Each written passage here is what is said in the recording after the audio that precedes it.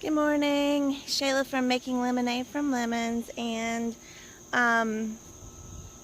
so I just wanted to kind of give you a little bit of an update on some of the things that we've gotten done this week. So we had, and there's my little visitor again. So I'm going to turn you around and I'm going to show you guys some of the things that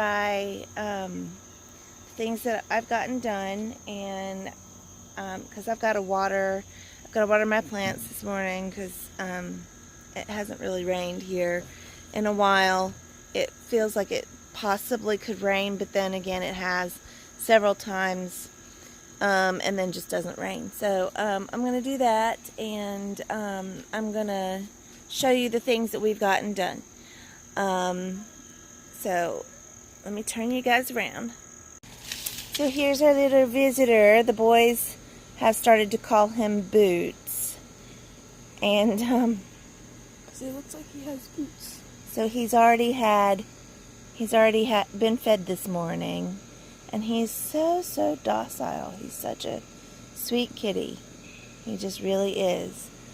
So, like I said, I've looked in his ears. He might have a few mites in there, but they're pretty clean considering. So I really don't know. At this point, I don't know what we're gonna do in regards to him. I know that my husband doesn't want to. Well, we as a family don't really want to take a cat inside right now. We have too much going on. So anyways, okay, so here are my turnips that you guys had seen planted, and I showed you guys them whenever they sprouted. So they're getting big. Like, the foliage is getting big, and then here's the Swiss chard, and it's doing well. They're all getting their true leaves. The carrots over here, and they're getting their true leaves, and they're looking good. I do have some more later carrots that are popping up that took a little bit longer to germinate, and that's cool. Okay, and then here's more carrots and more carrots. So I did plant a little bit more around the sides here because it was just taking a long time. So we have parsnips planted right here and parsnips planted right here. And then these are the Saxa 2 radish from Baker Creek. These were the first ones that we ever planted, and we liked them. So it's a little bit disorganized because we're just getting them all everywhere over here, all the empty bags over here, so that I can plant as much as I can get planted before I start taking out some more of the other plants. So I have, I'm not sure what happened there.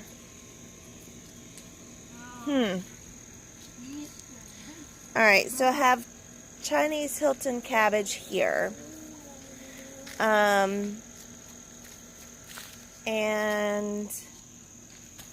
I'm not sure what that hole was from. So we'll see what happens there. This is red acre cabbage that I planted here. I have just a variety of different cabbages here. There's a couple different kinds. So and I planted them the distance apart that they said to be planted, so I was able to plant several different ones in there. So we'll see how they do with like the space. We'll see. I planted some more chamomile here because I wanted to I want to see if I can get it to grow. I've gotten some to grow and then they just die. So I'm trying it again. Then I have purple broccoli here. Right here is purple broccoli. And then this one, I forget. This is the watermelon radish. And then here I planted cilantro on this side and chives on this side. I'm just trying to get enough that I can harvest and take in and dry. And we'll go from there. And there's my tomato plants that are volunteer tomato plants. And then, like I said, I don't know what's dripping. These leaves, I haven't seen any caterpillars, but something is actually stripping the leaves. So, and they're doing it at night, so I'm not sure what it is. But anyways, that's dinosaur kale, which I'm gonna plant some more of. There's a little cherry tomato. It's purple bumblebee, and I really need to stake it or something. But anyways, they're really pretty little baby cherry tomatoes, and lots of flowers. That's a triple crop right there, and like I said, I don't think it's gonna be able to produce before the frost, but I'm just gonna leave it alone. This is my son's pineapple plant that we got from our local grocery store because he had to have it. He wanted it, and I said as long as he would take care of it, that he could have it. So, of course, I'll probably end up taking care of it, but that's beyond the point. This one is, these are my king tut peas. I just think that they're absolutely gorgeous. They've got a purple flower and then the purple pods, and they're really just pretty peas. These are Lincoln peas, and then these are this is a salad bowl mix, which is lettuce, and then I have a Brunswick cabbage planted there. I'm giving it plenty of space because they're generally on the large side. And then right here, these are also king tut peas. So I did 2 bags of the king tut peas. And then that one is Alaska pea. And then this one over here is Wando pea. So they're all peas that, and there's Evan watering his pineapple plant. But all of the peas that I have are shelling peas, because I haven't tried the snap peas for the boys. I'm not real fond of them myself. That's just me. But I don't know about the boys, whether or not they would enjoy the snap peas or not. But ones that you just eat the shell and all. You just bite it. Instead of shelling them out, you eat the whole thing. Oh, okay. So anyways, and then over here, so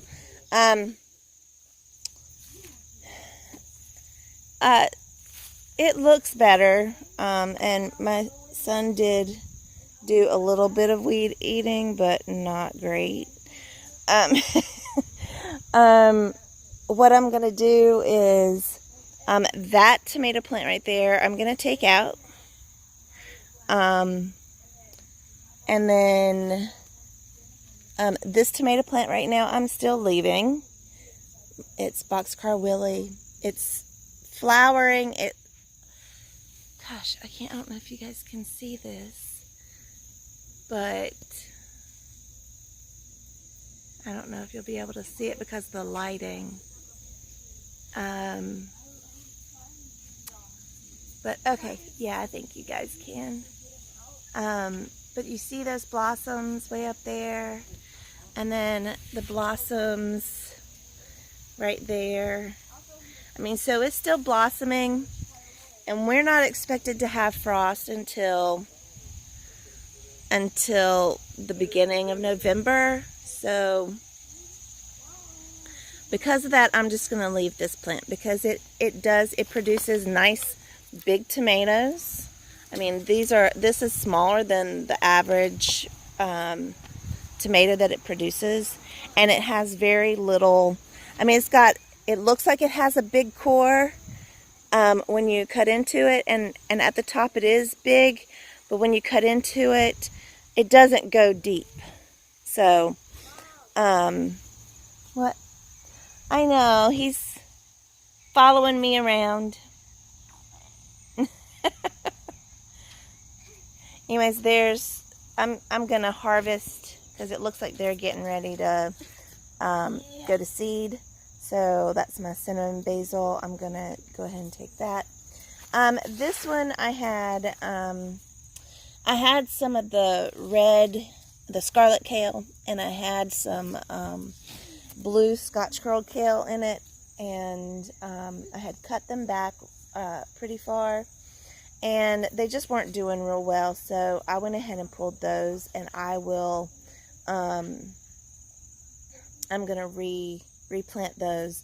But there's red Russian kale there, and in this bag that's right next to it, this is one of the ones that I cut back also. If you see, you can see right there where I cut it back, and it grew another stalk, and it's doing well. I did the same thing with the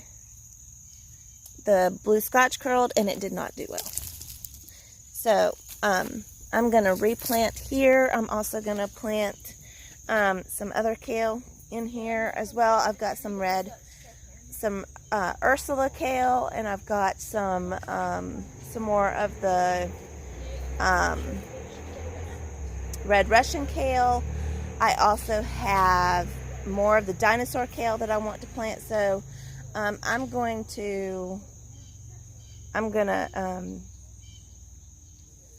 plant some more in there. So we'll see.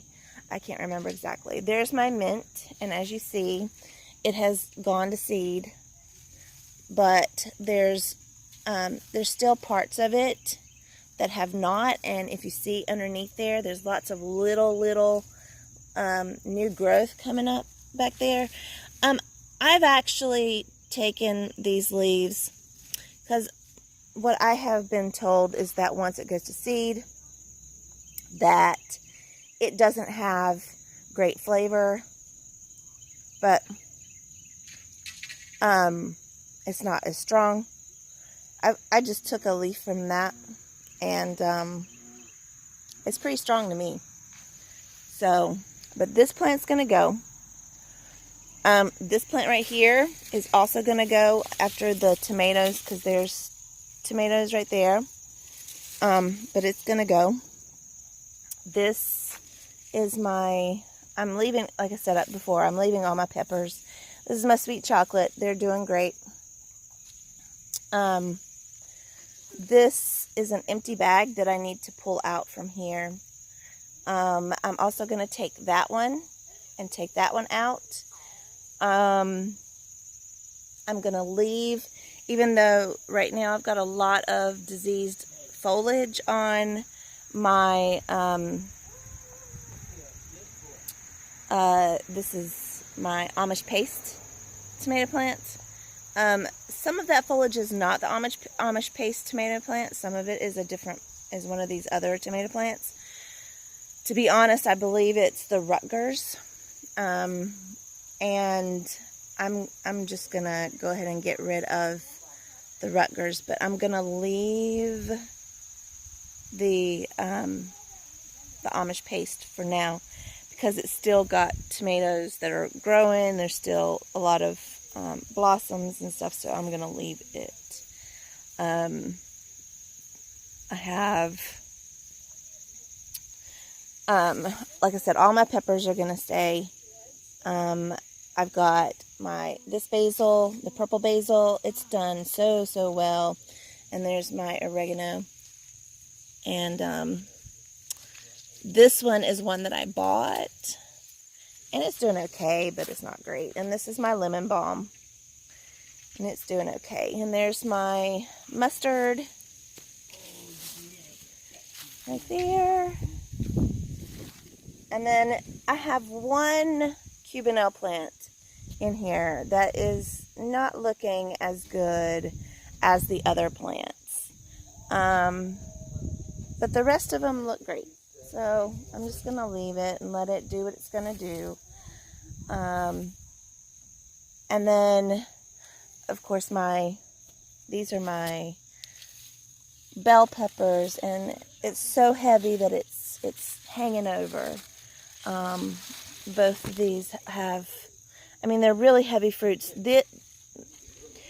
I have several different types in this bag, but this type right here and this, they are the Emerald Giant, and those are extremely good, very well producing and thick walled green bell peppers that do turn red if you leave them on long enough, but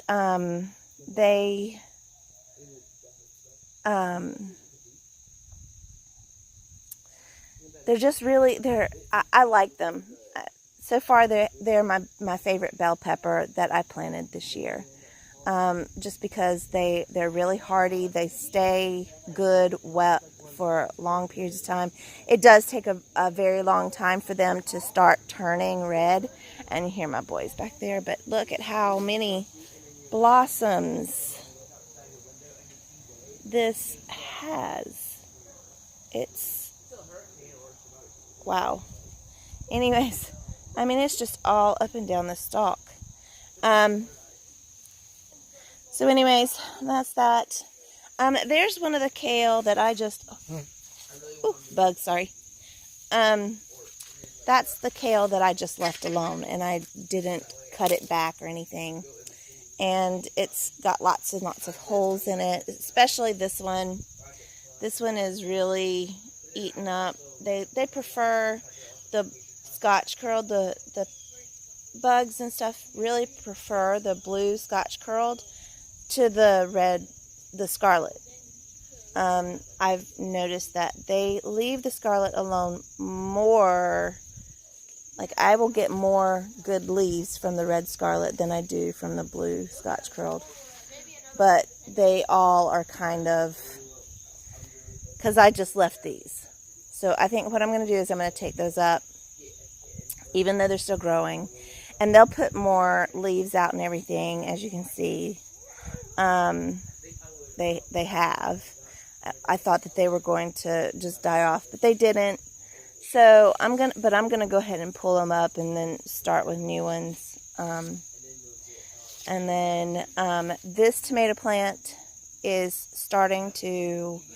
The tomatoes are starting to ripen on it, and once the tomatoes, I have a couple more that haven't started ripening yet, but I'm going to take the ones after they ripen and I'm going to pull this plant because it's just more, I had to take more leaves off of it than are on it, and it still looks, I'm having to remove these pretty much every time I come out here because they're, and I know I shouldn't do it that way, but because I could damage the plant that way, but it's already really damaged, so it's pretty diseased. Now it does have some good new growth up here, but by the time that it produced anything more. I mean, it's not got any more blossoms or anything like that. So by the time it did that, it would probably be, frost time anyways. And this is Amish paste, and it's got lots of tomatoes on it. It also has blossoms and stuff, so I'm going to leave this one, even though it has some disease. This apalka is doing pretty good, even though it's got some disease. It too is blossoming and stuff, so I'm leaving this one. These are ones that I planted later than the others, so they're doing pretty good. So I should have tomatoes up until frost. Cherry tomatoes are still doing good. Most of them are green right now. They're just starting to turn from the last time that we harvested them, which was, getting close to a week ago. And that's one of the plants. These things are huge. And then this is a variegated lantana that I planted in this box. Well, actually my oldest son planted it in this box. And isn't it gorgeous? I mean, it's just beautiful. The variegated leaves and the yellow flowers and stuff. It kind of goes everywhere, but that's okay. It's in a box, so it's in a planter box. Alright, so, and then here's all my tomatillos that are doing well. And lots of blossoms, but also lots of actual tomatillos growing. Some of them are pretty big. I'm so excited about these. But I mean, they're just loaded. These are I believe it's Grand Rio. And I got these from M.I. Gardner, and they're just producing like gangbusters. They're just doing great. And then that cinnamon basil, I'm going to also harvest that. And she smells Bella on it. I guarantee you. I mean, or he.